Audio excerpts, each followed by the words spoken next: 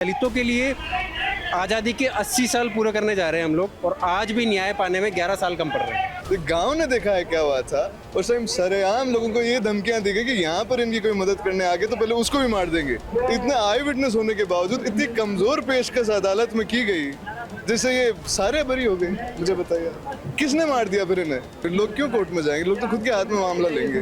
हाथ पैर थोड़े रॉड डली हुई महिलाओं के हाथों में और पैरों में, कैसे इस इतने अन्याय को देखकर कैसे कोई चुप रह जाएगा? तो जस्टिस ने जस्टिस नहीं करके इनजस्टिस किया है। इतना जघन्य अपराध ट्रैक्टर से बांध करके इनको मारा गया था, और आज जब फैसला है उससे भी बड़ा अफसोस हुआ कि क्या न्यायपालिका में भी ऐसा हो सकता है। आज हमारी जो न्यायपालिका है उसकी हत्या की गई इन्होंने।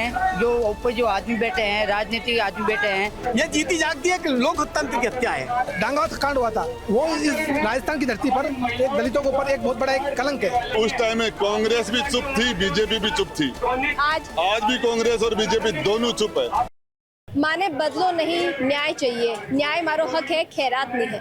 14 मई 2015 और दिन ना सिर्फ राजस्थान बल्कि पूरा भारत वर्ष में एक तहलको मचा दी हो। जिस तरीका से डांगावास मेड़ता में जो डांगावास से बटे जिस तरीका से नरसंहार हुई हो, के बाद हर कोई अचंभित हो बिन देखे।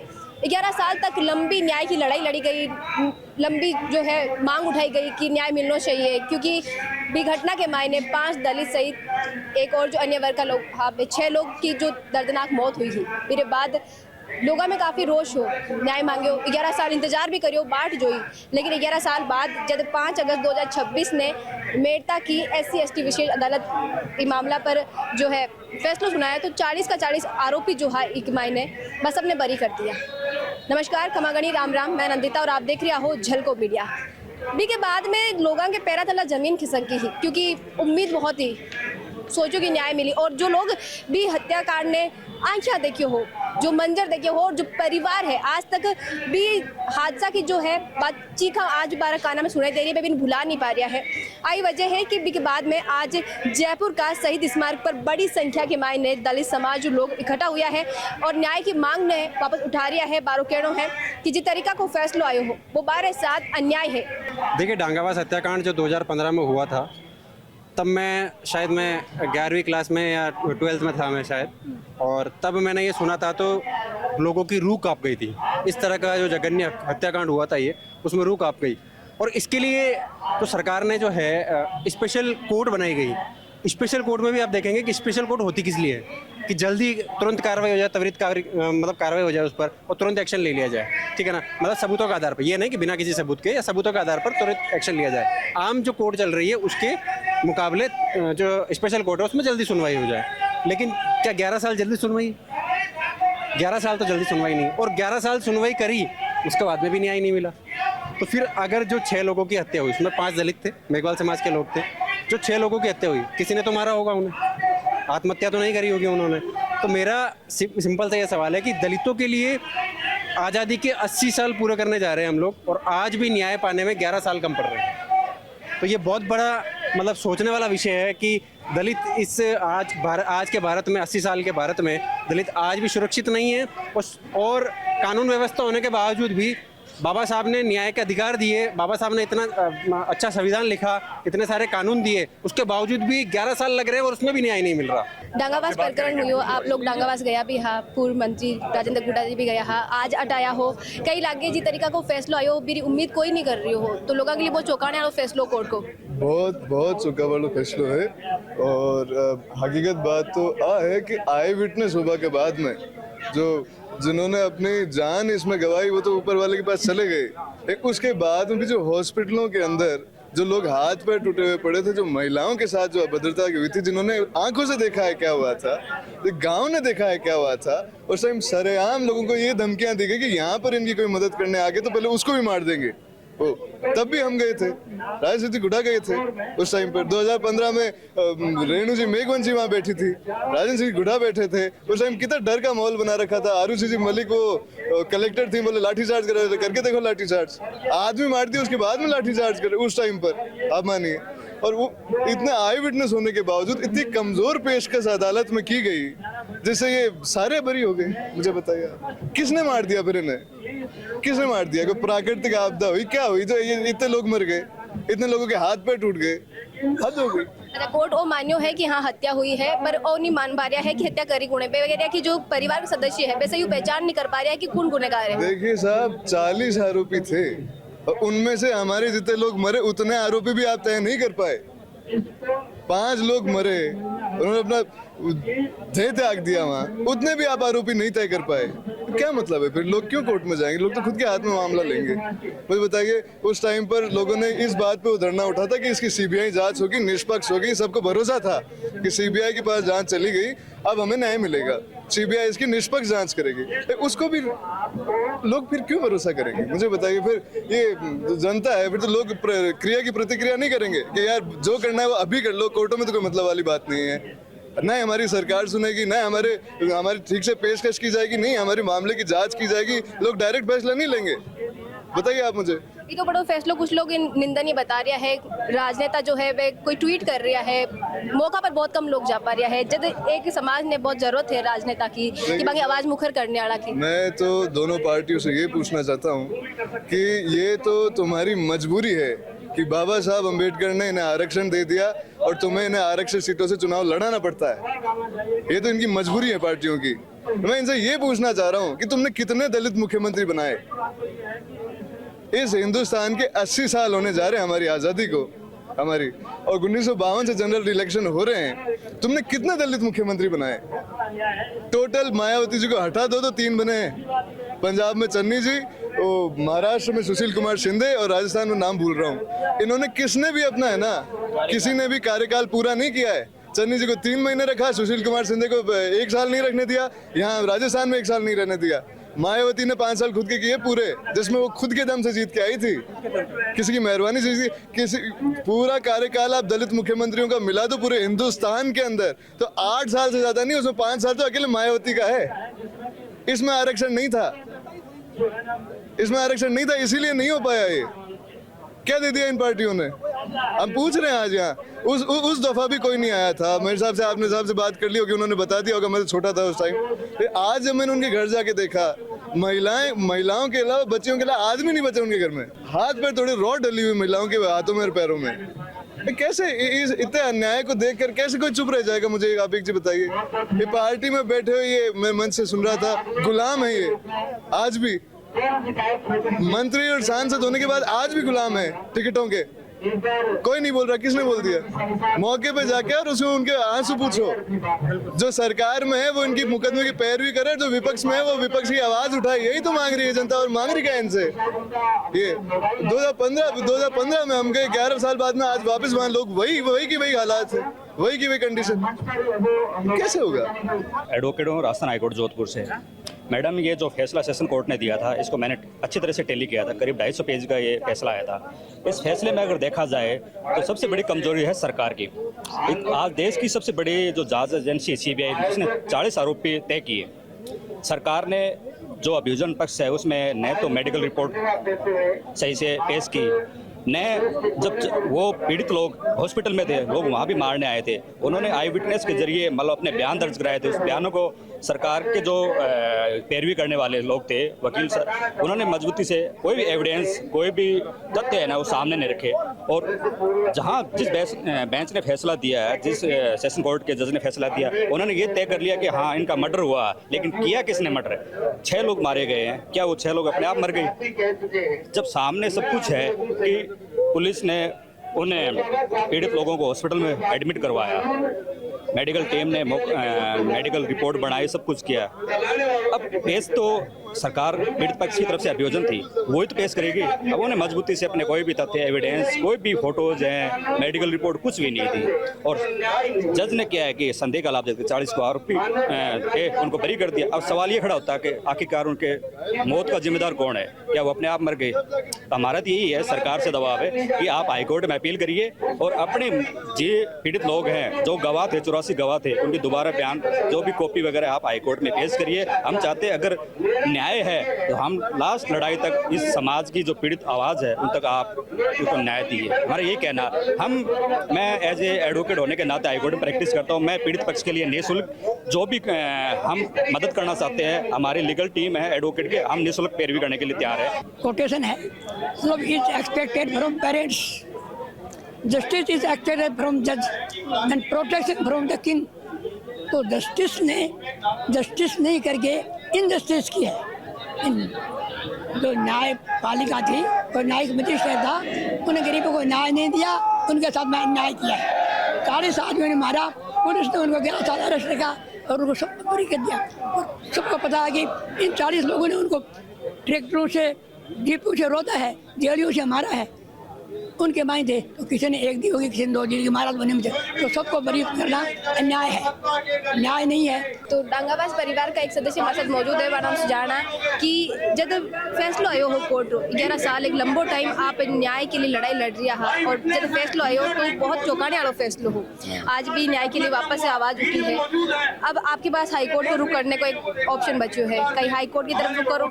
हाँ, हाई कोर्ट की तरफ से हम करेंगे, जाएंगे, जरूर जाएंगे हाई कोर्ट। हमें उम्मीद है कानून से हमें न्याय मिलेगा, जरूर जाएंगे, हाई कोर्ट जाएंगे। कई सारा पूर्व विधायक, कई सारा पूर्व मंत्री आपसे आया है, मुलाकात करेंगी। जब मैं बात करूं ममता भूपेश होगा, राजेंद्र गुड्डा होगा, कई लगे कि न्याय की लड़ाई में कुछ लोग हैं जो आपके साथ आज भी। हाँ सर, मिले थे, हम आए घर पे, हमारी पीढ़ियाँ जानी उन लोगों ने।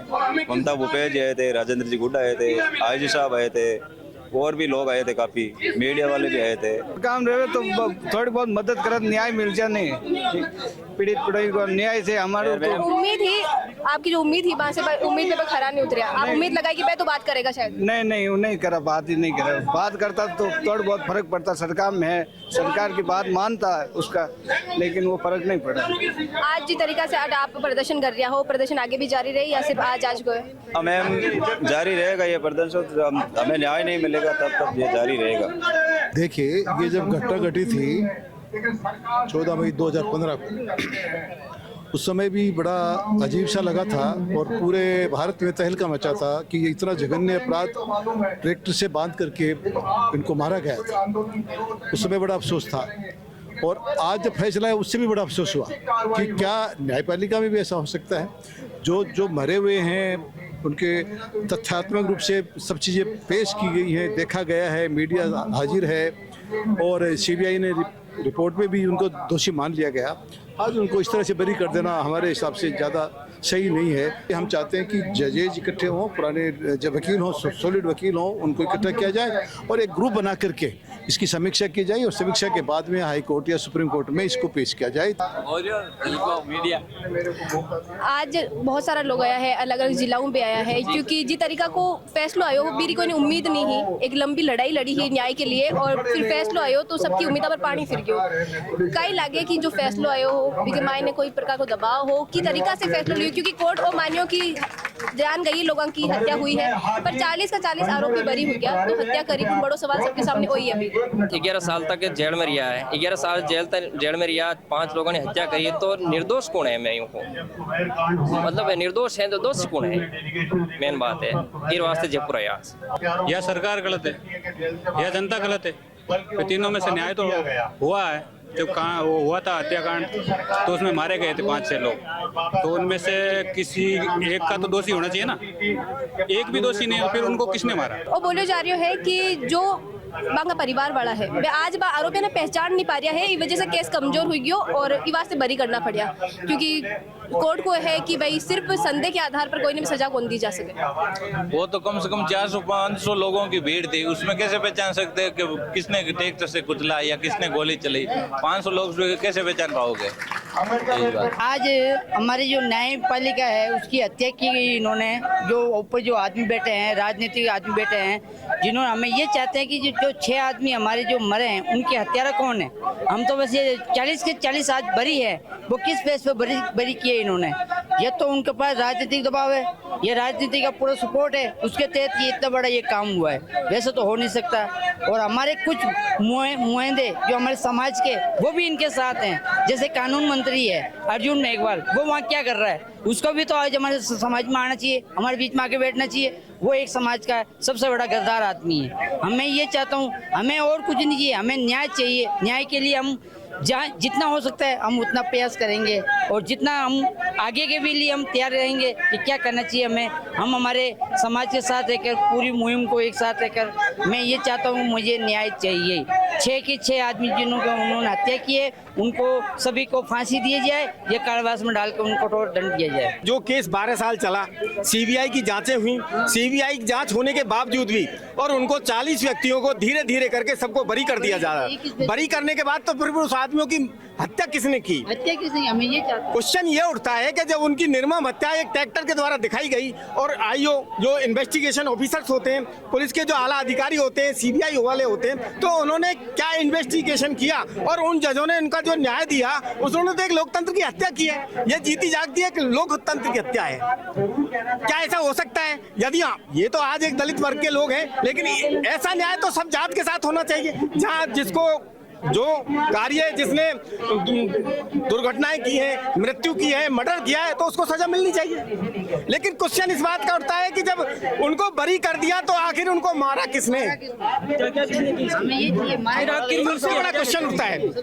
अब इसको जिस नेतृत्व में पूरे राजस्थान में अम्बेडकर वेलफेयर की सोसाइटी के जो अध्यक्ष हैं श्री सतवीर जी, उसके नेतृत्व में ये कमेटी का जो गठन हुआ है और जो जहाँ धरना हो रहा है, जहाँ प्लानिंग हो रही है कि उनको न्याय मिलना चाहिए, तो ये एक जात का नहीं है, ये सर्व जात के सामने ये बात होनी चाहिए कि उनको न्याय मिलना चाहिए। इस राजस्थान में जिस तरह से बिहार में लक्ष्मणपुर बातें हत्याकांड हुआ था, जिस तरह से लक्ष्मणपुर बातें हत्याकांड हुआ था, दलितों का हत्याकांड हुआ था, जो बिहार पर एक कलंक है, उसी तरह से जो ये डांगावत कांड हुआ था वो इस राजस्थान की धरती पर एक दलितों के ऊपर एक बहुत बड़ा एक कलंक है। लेकिन इस कलंक को आखिर धोएगा कौन? इस कलंक को धोने का काम दलितों को स्वयं करना पड़ेगा।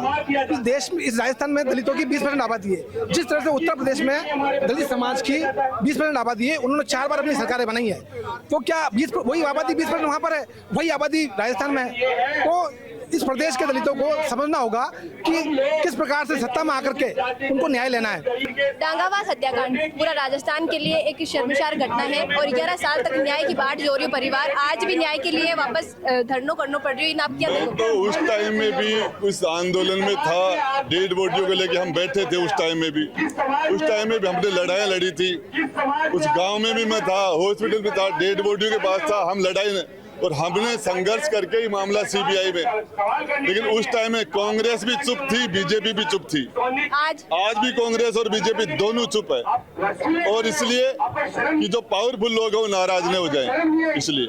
अच्छा, खासी नाराजगी जो है केंद्रीय मंत्री अर्जुन राम मेघवाल के प्रति जताई जा रही है, क्योंकि मैं कुछ बोले उनसे, ये तो बेचारे ऐसी के लोग आ ही जाएंगे, दूसरे के नहीं आएंगे। ये गलतफहमी निकाल दे कि बेचारे ऐसे के लोग हैं, ये गलतफहमी प्रशासन निकाल दे, हाँ सरकार निकाल दे, मीडिया के प्रशासन बेचारे ऐसे के लोग हैं। हमारे पुरखों ने क्रांतिकारी तरीकों से अधिकार लिया, हम भी लेंगे, हमारी पीढ़ियां भी लेगी, सरकार प्रशासन चाहे कोई भी हो। हम ये गलतफहमी जो लोग है ना, जिन्होंने ये किया, आज कोई क्यों नहीं आ रहा? और सरकार ने 2 अप्रैल 2018 को हमारा डेमो देख लिया होगा। वो अगर जीते जी सरकार अगर थोड़ा रिमाइंड कर लेगी तो उनको कभी इसी नौबत नहीं आएगी करने के आज की। तो वो इस गलतफहमी में ना रहे कि हमें इनकी दूसरे। और मैं इसके अलावा कांग्रेस पार्टी, विपक्ष जो भी पार्टी है, उनसे भी आह्वान करना चाहता हूँ कि वो ये गलतफहमी और निकाल दे दिमाग से कि हम आपसे ना आप हमसे हो, आपको जरूरत है हमसे, हमारी जरूरत नहीं है किसी से। आज सहित इस मार्ग पर प्रदेश का अलग अलग जिला से लोग आया है, अलग अलग जिला से लोग आया है, और सबकी एक ही मांग है कि डांगावास हत्याकांड का जो भी आरोपी है बाने सजा होनी चाहिए, और जो पीड़ित परिवार है बाने न्याय मिलना चाहिए।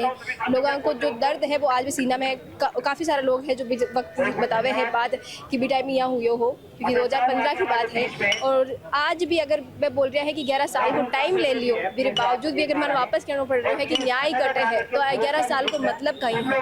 बेशक मैं 11 साल लिया, उम्मीद करा कि जो एकदम पारदर्शी फैसला जो है एक मामला में आए, लेकिन लोग इस फैसला से संतुष्ट नहीं है। और अब हमारे पास जो ऑप्शन है वो हाईकोर्ट को है। पूरा मामला लेके जो फैसला आयो हो कोर्ट को, फिर आपका कई विचार है कमेंट में लिखकर बताओ। साथ ही वीडियो ने जरूर लाइक करो, शेयर करो, बनाए रखो झलकों पर आपको प्यार और विश्वास।